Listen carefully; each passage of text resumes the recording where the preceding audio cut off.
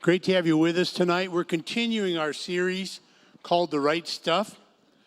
Again, it's based on a movie which parallels historical events in 1980, where a series of people, seven, from a project called Mercury 7, actually had 7 military pilots who became the first astronauts to fly in space for the United States.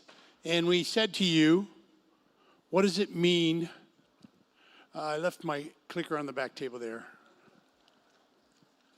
Sorry, hold on. My amazing wife will bring it to me. Oh no, not my wife. She handed it off. Thank you, Andrew. All right, and so when we talk about what do we mean by the right stuff, here's what we mean. Necessary or ideal qualities and capabilities as courage, confidence, dependability, toughness, and daring to make a significant impact in the world. But here's what's amazing that we don't know, you wonder about these astronauts and you go, wow, these are amazing guys. What we don't realize is, what is the support system around them look like? And we're going to talk about that tonight, because here's the thing. The community that surrounded them was actually crucial. From their wives that were part of this mission to everything else. Matter of fact, they actually picked up and they moved to Hampton and they began to live as a community while the pilots were training. Their kids went to the same schools. The wife basically shopped in the same places. And not only them, but NASA engineers, as well as everyone else. In essence, they became neighbors. They became a community. And they said this, people knew them. They were a part of the community. And in essence, this group of 7 astronauts and their families and NASA industry personnel and everything else that went into it was actually what made this journey a success. Together during that community, they began to trust each other. They began to become emotionally stable for each other. And they began to be there for each other no matter what they faced. And it's a picture because that's what the early church was. The early church was a gathering of about 12 disciples that bloomed up to 400 in the upper room, that shrunk down to 120. And in the first public service they had, they grew by 3,000. And in that moment of growth, of huge growth, they did something unusual. They chose to focus not on their growth, but on some key things. And that's what we're talking about, because we believe that as we focus on the right things personally and together as a group, we get healthy. And that's the prayer that my wife and I, Kim, have, is that you will grow healthy as a person and as a community of faith.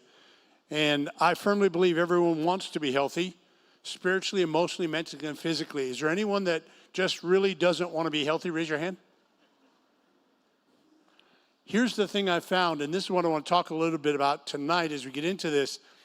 If we all want to be healthy, what keeps us from being healthy spiritually, emotionally, socially, and physically? It's what is known as the intention-behavior gap. And we're all going to have to face this, and we're going to show you in the book of Acts, they understood this, and they realized there has to be crossed. And here's what this meaning is. It means it's a disconnect between your plans and goals and your actual behavior.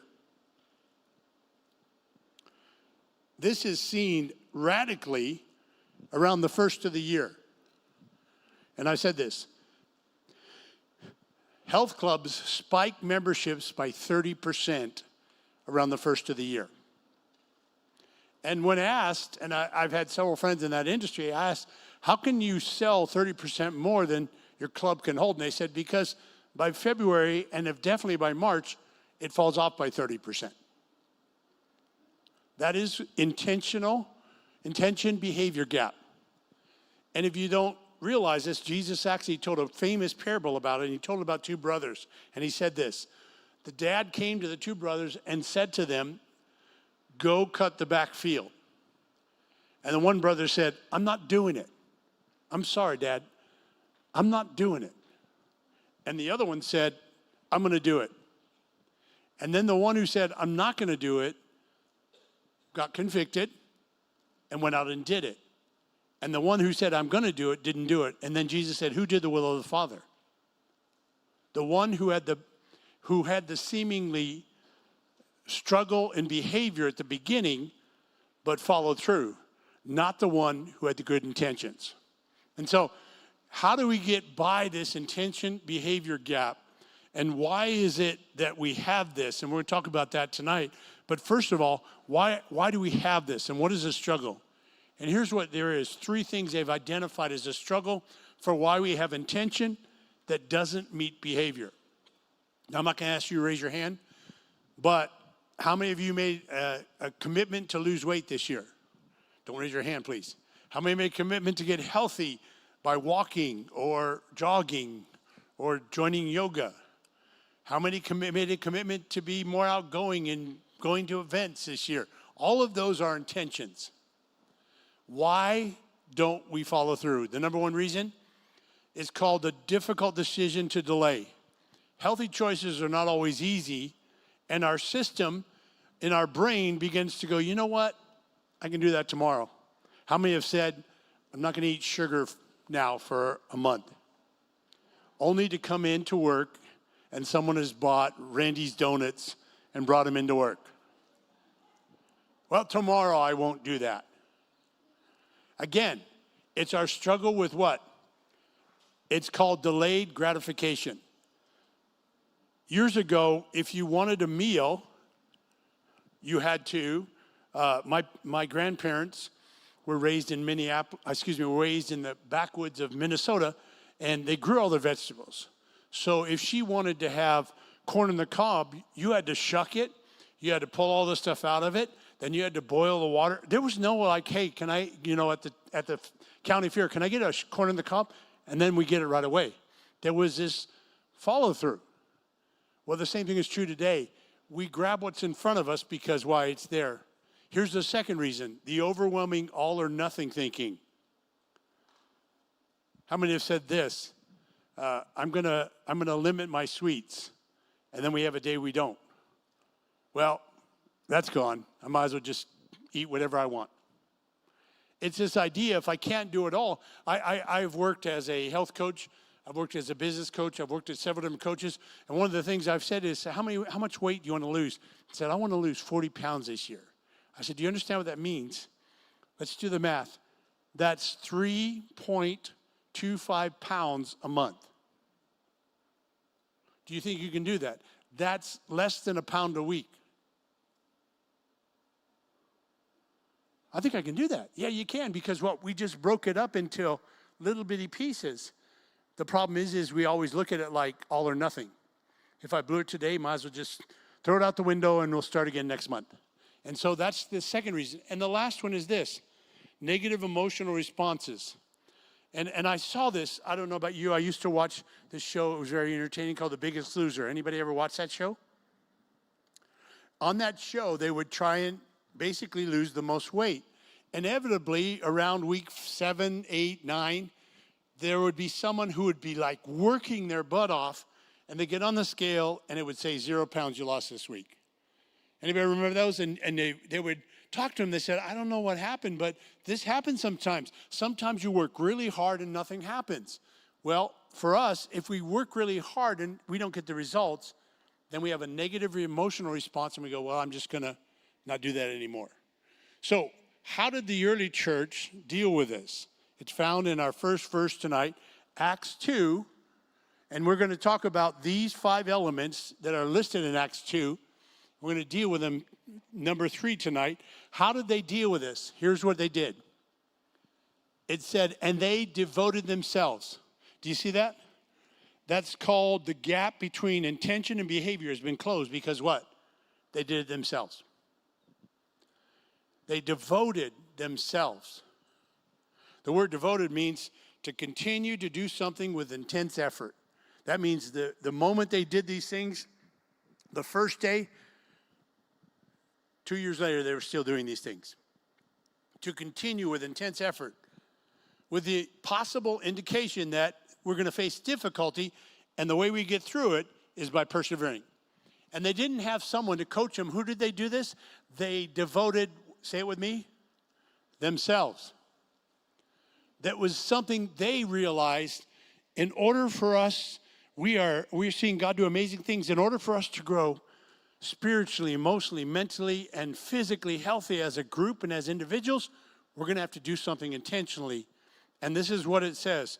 They devoted themselves, and then it says, and we have on there, the first one we did was apostles' teaching or God's word.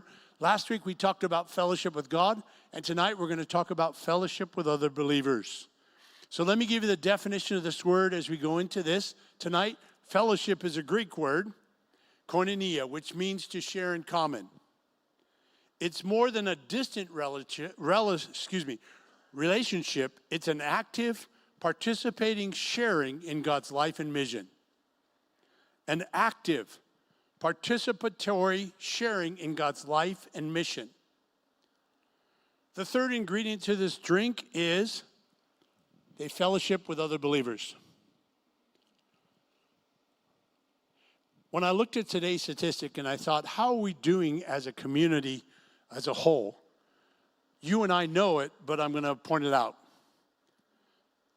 Today we're settling for engagement without belonging. A 2024 survey reported the average social media user belongs to 83 different online group chats. Please do not raise your hand, but how many belong to at least 20 or 30 online group chats? When I look, because when you join Facebook and you're asked to be a part of our group, Heather and I make sure that you're a part of that group. We don't want anybody else that's not. It's amazing how many times I'll see someone try and join a group that belongs to 150 groups. 150, I'm like, how can you engage with 150 different groups? Well, I'm connected. Not according to this. You can engage with a group without fully belonging. Belonging allows you to bring your authentic self, which leads to more meaningful participation. In essence, we engage from a distance. That's how we are today, which lacks the sense of community and our personal interaction. And so I went on to look a little bit further, and here's what I found out. We are the most connected, disconnected generation ever. How many know that? We have the most technology to connect us, and we are the most disconnected ever. And when we were doing your mental health, we talked about this. We are facing, and it came out 3 years ago, an epidemic of loneliness. We have more ways to connect than we've ever had, and yet we are disconnected. It's gotten so bad for our college students, and I found this quite interesting, that in the world today with our college students, they have to monitor and caution themselves against pedestrian traffic. And you know why? Because they're so focused on their text message and their Instagram and their photos, they're oblivious to what happens around them. How many this week have seen somebody texting while driving in the car? It's just all the time. I just see, it used to be, oh, it's late at night, they've been drinking. You know what I mean? Now what do we say? They're texting. Sure enough, we pull alongside and the person's got it down there and they're driving with their knees, or they're texting and then looking up, and I'm like, why? We are so disconnected today that we have things like this. Based on recent studies, texting is now the dominant communication method for most people. And here's the problem with that. We have a mess when it comes to texts. I'm going to show you several here. I'll have to see. Let me check with Jillian. I'll get back to you by tomorrow. We're planning my starvation. Next one. Your great aunt just passed away, LOL. Why is that funny? It's not funny, David. What do you mean? Mom, LOL means laughing out loud. Oh my goodness. I sent that to everyone. I thought it meant lots of love. How about this one? I'm learning how to hashtag. Great, Mom. Hashtag conversation with son. How about this one? What are your plans for today then? Nothing beyond seeing you dead, dear. One more. Happy birthday to you, happy birthday to you, happy birthday, dead husband, happy birthday to you. Thanks, I'm sure you meant dear. Stupid autocorrect. How many have ever sent a text message only to go, oh my gosh, that's not what I meant to say? That's why iPhone now invented the edit after you text. Why? Because there's so much miscommunication that happens. The early church realized that they existed to have community. So it was one of the most important ingredients to their lives going forward. Community is important because it provides a sense of belonging. Social support, identity, which is crucial for mental and physical health. It offers support networks that help individuals through challenges, boosts empathy, and provides opportunities for personal growth and shared experience and fun. Communities actually help us grow, according to the Bible. Let us think of ways to motivate one another to acts of love and good work. And let us not neglect our meeting together as people do, but encourage one another, especially now the day of his returning drawing near. As humans, we are designed by God to have community. As we saw last week, God said, let us make man in our image and our likeness so he communicate with God. Well, every human is designed to communicate and have meaningful connections. It's our nature to live in groups and to have meaningful connections. Being part of a healthy community can also provide us with support when we're going through a difficult time. I found out a community can also help us develop a sense of identity. When we're part of a community, we learned about shared values and beliefs. What does that mean? We learn about things that we share in common. So this is again, 45 Plus is a ministry of Cornerstone Church, comes out of Cornerstone Church, which means that there are shared values that we have that we want you to know about. Here's a picture of those shared values, and I'll explain each one of those. These are the values that we share in this group as a part of Cornerstone, which is every group in the, so we have parenting with teens, parenting with young adults. We have Thrive 55, which is a community for people over 55 that meets on Sunday morning. It's a small church. Every one of our communities has these shared values. So let me go through them quickly with you. Our shared values are God's word is the sole authority for your life, which you would think today is a non-negotiable, but today people are like, I don't believe that part is a part of the Bible, or this part, or this part, or this part. And yet we've minimized his authority in our life. Number 2, worship. Our worship will be authentic and passionate. Future, we will sacrifice in the present to prepare future generations to serve God. How many know that this building you're sitting in tonight was actually the first sanctuary or assembly or place where they met when Cornerstone first started? How did that happen? People built it. People built it. And now we're a part of benefiting from what they built. Never understand that? That sacrificing in the present to build the future. Maturity, we will not be satisfied until we look like Jesus. Evangelism, we will share the truth of Jesus without shame. Community, serving Christ together is always better. Serving Christ is always better together. Serving, we will discover the purpose for which God has placed on the earth and fulfill it. And last of all, risk. God's greatest moments happen on the other side of risk. Maintaining a sense of community is essential for the overall well-being. As we've identified, one of the greatest challenges today is this: isolation and loneliness. And here's the thing I want you to understand, because it adds to everyone in this room. The older we get, the more detrimental effect it has on us physically, mentally, and emotionally. All the studies show that loneliness increases the risk of mortality mental decline, and depression. As we age, staying connected to others and being a part of activities actually is healthy for us. My wife's grandmother lived to be in her 90s, I believe. Kim, is that right? And she would come out here. She lived in Minnesota, but she escaped the weather, and she lived in a apartment area in Apache Junction. Every year she'd drive out by herself. And this is my community day. She played cards with them, shuffleboard with them, do dances with them, and she stayed healthy because she had a community that she did life with. That's what this group is about. Why do we gather every Monday? To grow our faith. Why do we gather in events? To grow our fellowship.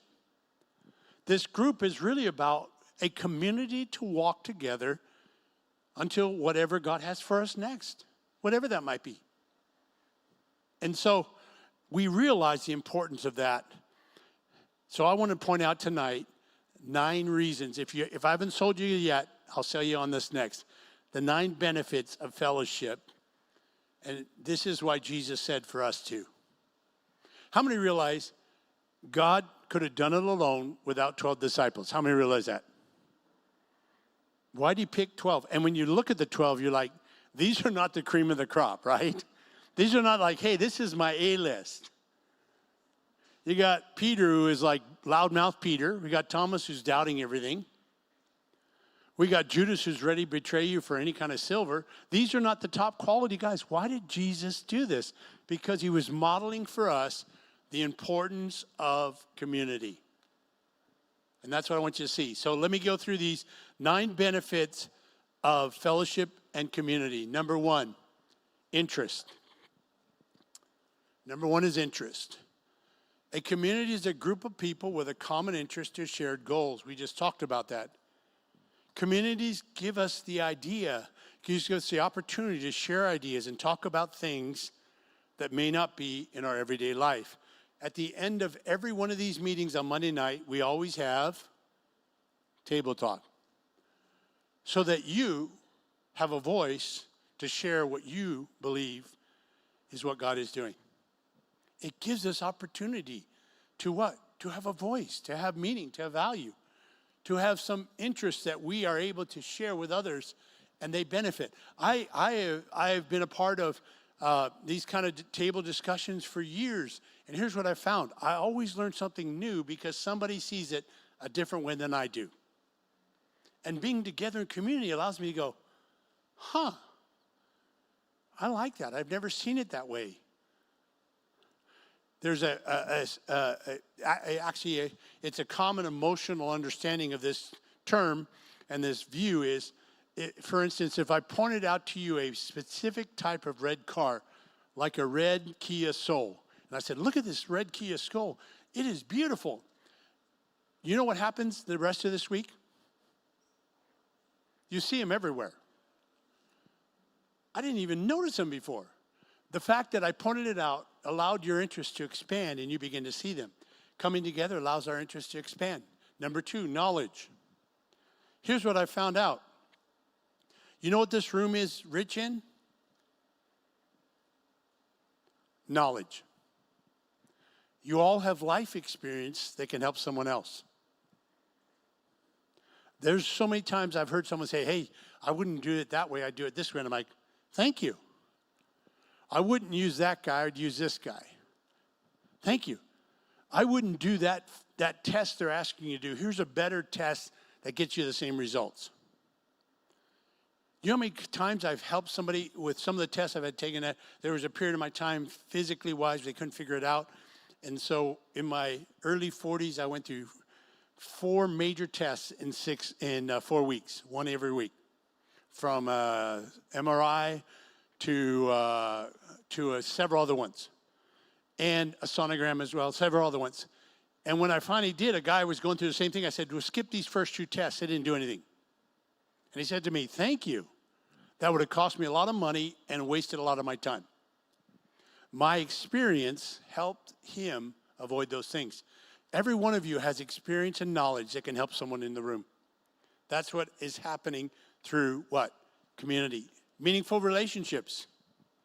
Community is about giving and taking. The more that we do that, the more we build meaningful relationships, and we can actually begin to grow.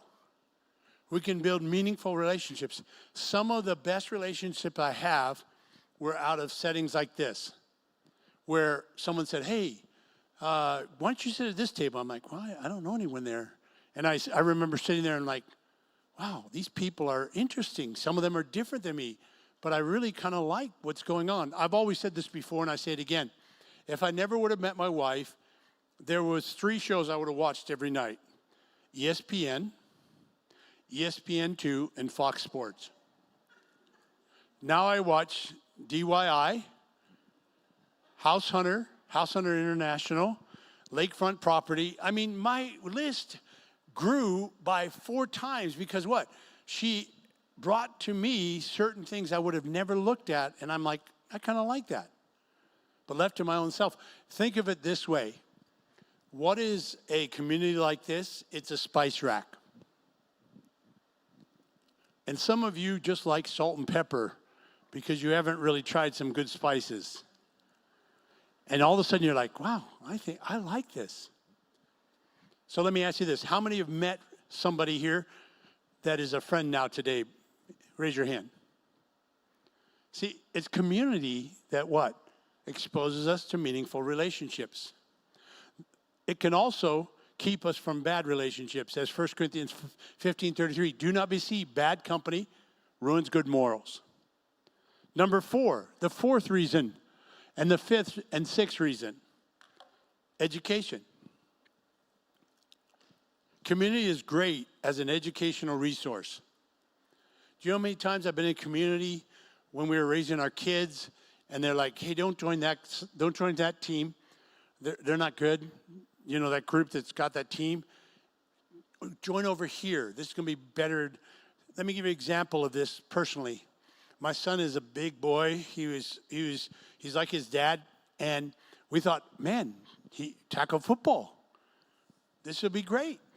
But I had in my community group this neurosurgeon, and she said, listen, I wouldn't let, and I said, my son's big, he's huge. She goes, it's not about how big he is, it's about the size of his neck.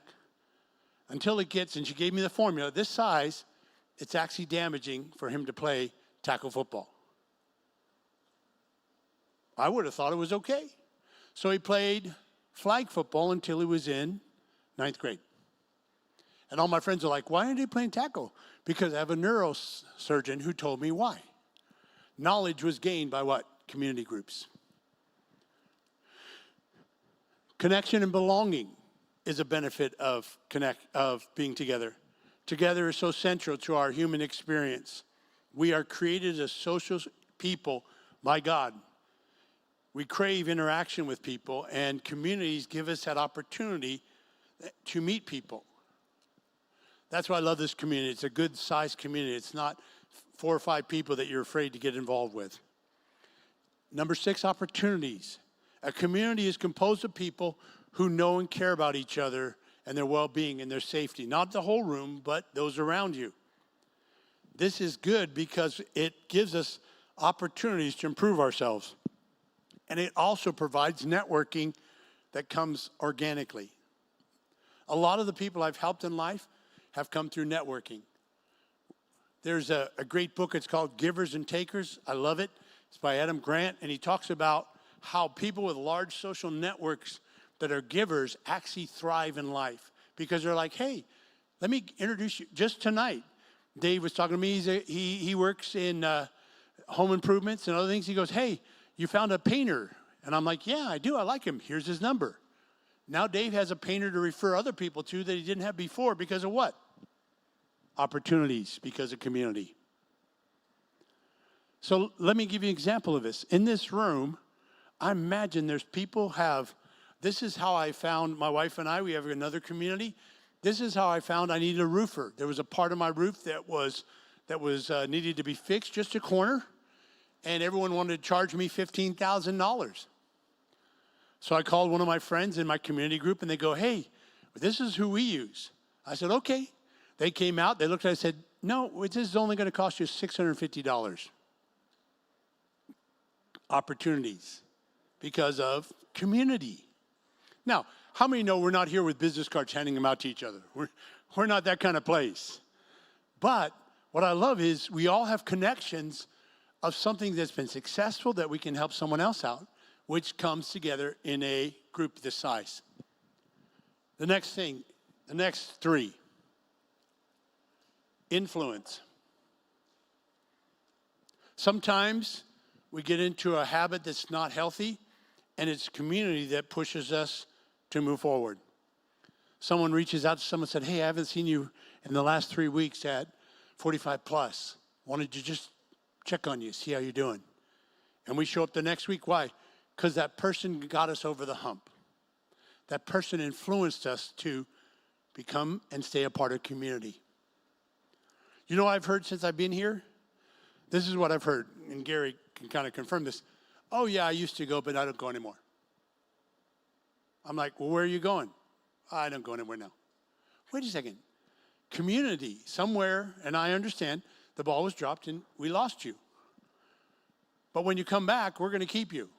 We're going to hound you. Just kidding. Not really. Anyways, influence. The Bible says it, I love it this way. Walk with the wise and become wise. Number 8, it leads to a new viewpoint. And I told you this, like again, a lot of the shows I enjoyed today, I would have never, ever discovered or watched because they were not in my purview of what I thought I wanted to watch. And all of that happened because of my wife and friendship with her, but I've also had other people who have invited me to do things I would have never done that I did because I got invited. My dad grew up in Minnesota. He was a hunter, but none of the boys were ever allowed to handle a gun. And so I was a part of a men's group, and the guy goes, hey, where are we going today? I said, where are you going today? He said, we're going to the shooting range. What? Yeah, you'll enjoy it. Come with us. So I went to the shooting range, and I went to shoot. And so if you're against guns, I'm sorry, but I went to shoot clay, the clay ones with a shotgun. And I had no idea. So I loaded the gun, pointing it at the guy next to me, only to be told, please point it down range. Oh, yeah, okay. But all of a sudden, I'm like, I like this. This is fun. Another guy handed me a .45 Magnum, nickel-plated. Looked like it came out of a Dirty Harry movie. Said, fire this one. You'll enjoy this one. I did, but my hand didn't. Again, it gives us new advantages, new things to see. And the last one is it makes you a better communicator. When you're around people, you're required to listen. You're required to add value. You're required to form your words better. When you're by yourself, you can say whatever you want because no one's there to hear you and go, I wouldn't say that. But when you're around people, people go, hey, have you ever thought of phrasing it this way? I've learned to be a better communicator by the people I've been around. And so can you. 1 Thessalonians 5:11 says this, therefore encourage one another and build one another just as you are doing. So when I think of this, what are 2 practical ways that we can get better at building community? Number 1, be intentional. What does that mean? Well, come every Monday night. Sit at a table, get to know everyone there, and then sit at another table and get to know new people. Be intentional. Go to coffee. And when I mean that doesn't mean go find if you're a guy, go find a young lady and go to coffee. It means go to coffee with people around you. Take a guy to coffee. You know what I used to love to do? There was this little old lady, and I mean old. She was about 89 years old, and she was barely 4'9". And she had this heavy French accent. And I was like, I don't know, And so we were at some sort of community event, and I was sitting with her, and I said, well, tell me about, where did that accent come from? She goes, well, I'm originally from France. Oh, how did you get here? Well, when I was 12 and 13 years old, my parents smuggled me out of Paris, France, before the Nazi invasion. Oh, I sat for the next 45 minutes and learned more about history than I ever learned in school. Because why? I took the time to ask questions. Be intentional. Ask somebody about their life. There was a guy I never have enjoyed, I just wasn't raised with going to NASCAR. This guy built his own cars and loved to go to NASCAR. After I listened to him for probably about 45 minutes each time, but for about 6 weeks, I'm like, I'm going to take my boys to NASCAR. It looks like it's fun. And I took my 2 younger boys to it. So again, be intentional. What are you doing intentionally to create community around you? I know that Donna and Gary have people at their farm intentionally. That's intentional. They're creating community. Number 2, go to one of our events. We have this month, October's almost over, so let me talk about November. November, we have Clean Comedy, which is about 450 in this room, from all walks of life, from single, probably about 50% of them or 60% of them are single, right, Randy? And a lot of them are over 45 plus. We have Clean Comedy. We have Foodie Friday. We have Friendsgiving that we're going to have here in this room. We usually have dance lessons that come up from time to time. We also have a hike and a brunch. We have bowling that will be November 10th. And we have SNL, which is a Bible study on Saturday night. All of these are opportunities for you to get to know someone different. Here's what I want you to leave you with is this. Because the early church understood the importance of community and fellowship, and just a few chapters later, after growing by 3,000, something happened. And here's what happened because of that. Now the full number of those who believed were of one what? And at this time, there's 8,000. Can you imagine 8,000 people that have the same heart and the same soul in their belief and ideas? Because why? They built fellowship and community. Imagine what life would look like a year from now if that's what we individually and as a group begin to build. Go ahead and, at this time, table talk with your leaders.